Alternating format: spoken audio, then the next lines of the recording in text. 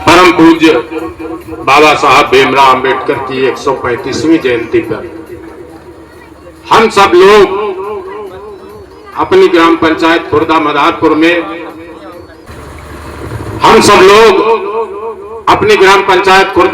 में बहुत ही धूमधाम से परम पूज्य बाबा साहब भीमराव अंबेडकर की 135वीं जयंती मना रहे हैं।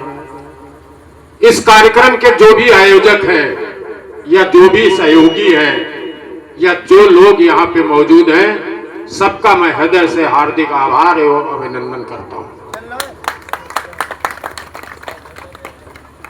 परम पूज्य बाबा साहब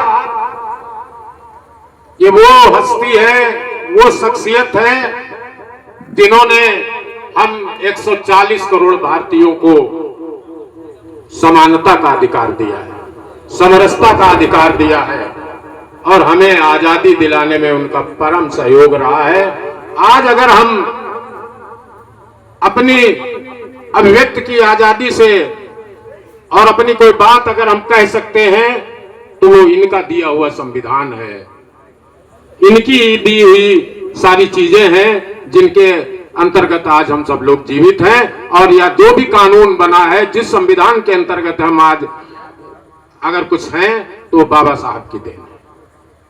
मैं हमेशा से इनका अनुयायी रहा हूं और हम ही नहीं 140 करोड़ भारतीय भी अनुयायी हैं।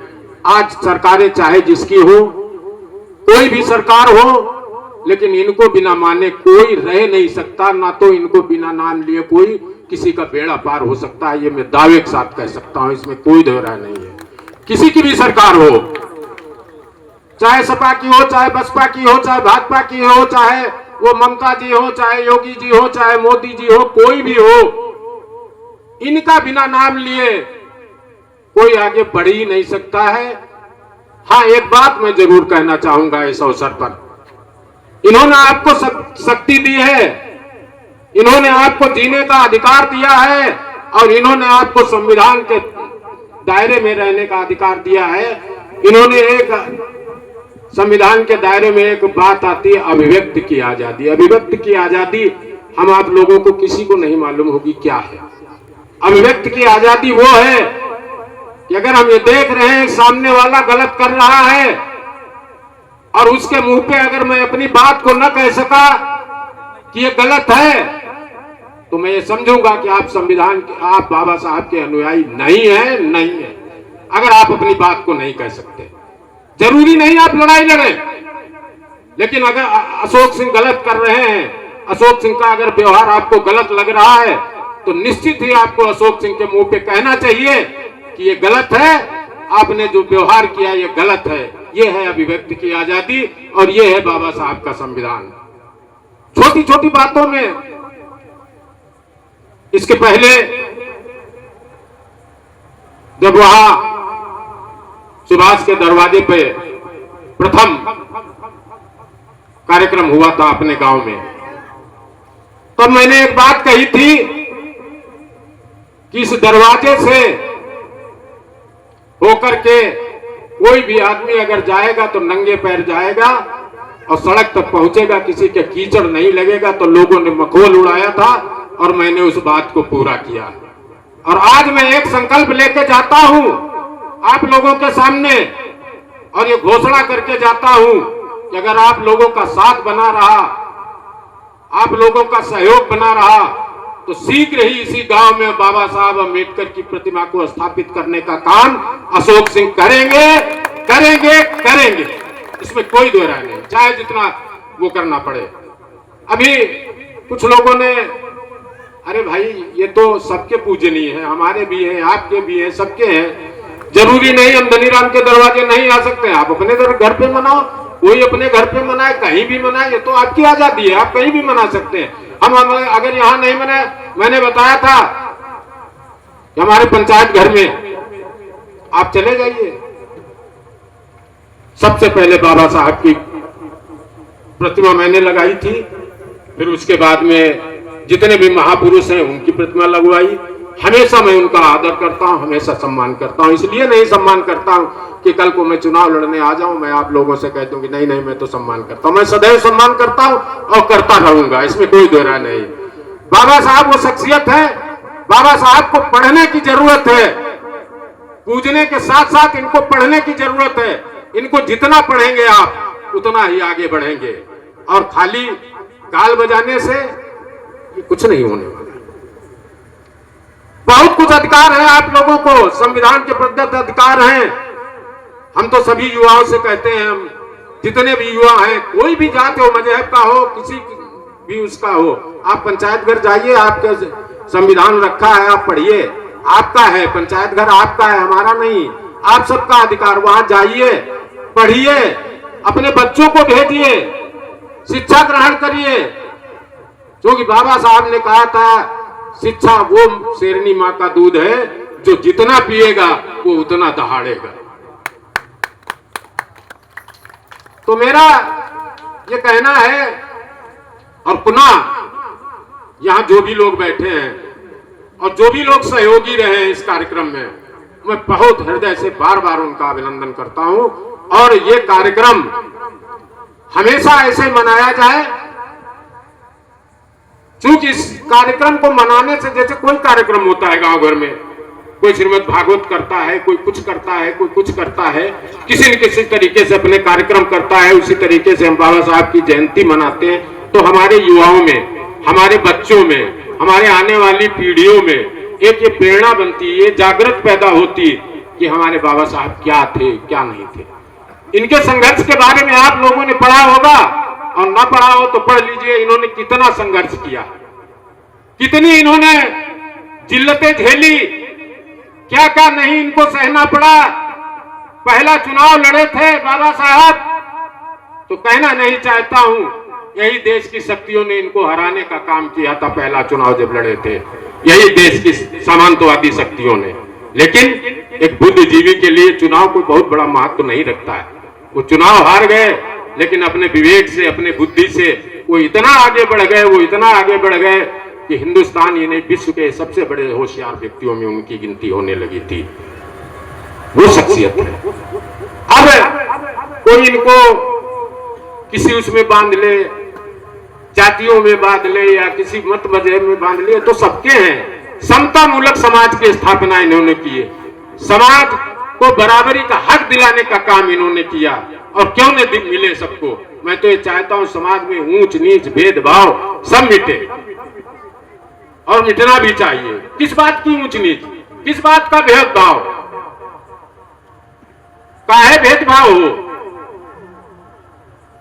हम नहीं मानते। हम किसी तरीके में क्षत्रिय जात से हूं, लेकिन मैं कोई भेदभाव नहीं मानता हूं। सभी गांव वाले जानते हैं, सभी लोग जानते हैं, मैं किसी भी तरीके का भेदभाव नहीं मानता और न मानूंगा।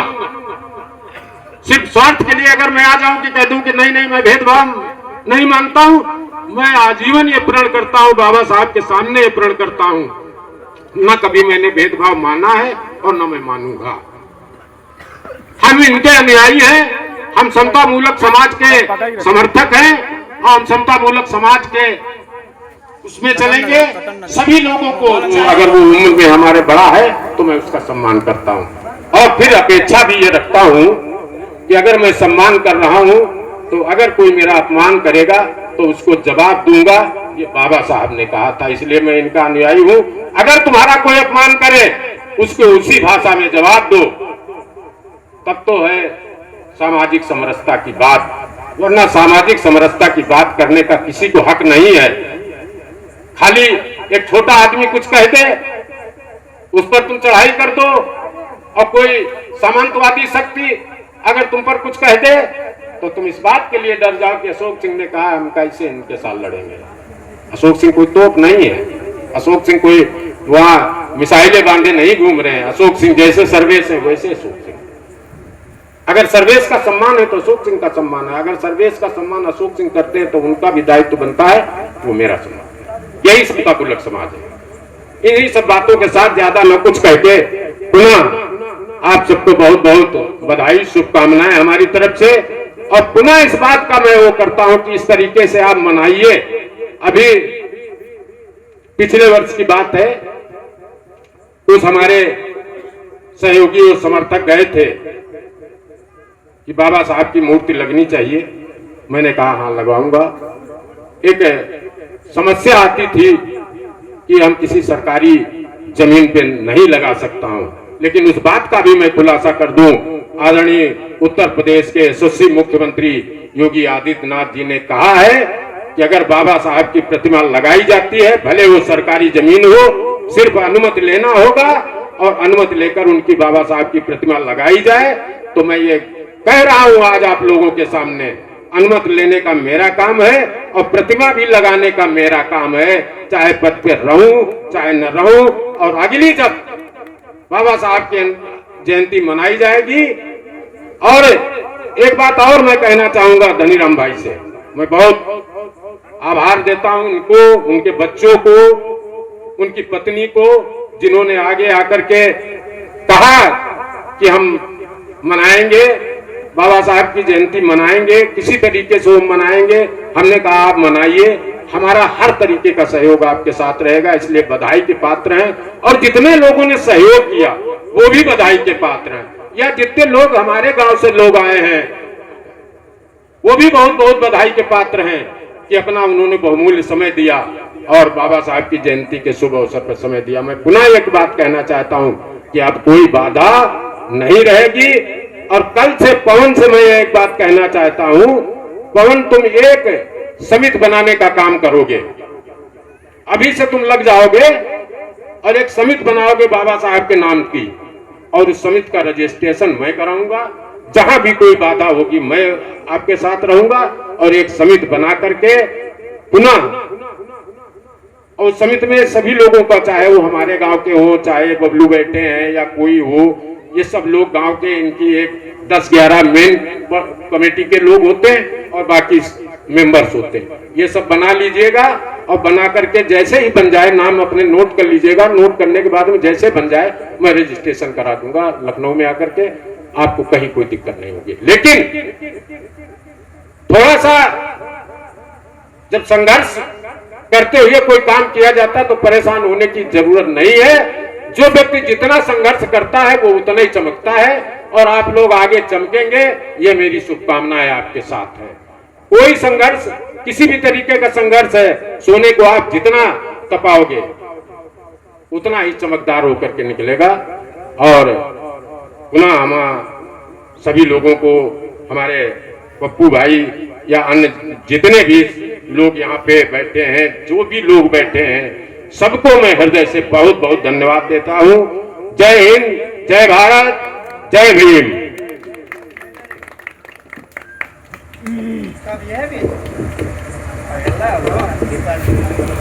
हेलो, सभी भाइयों को जय भीम नमोबुद्धाय।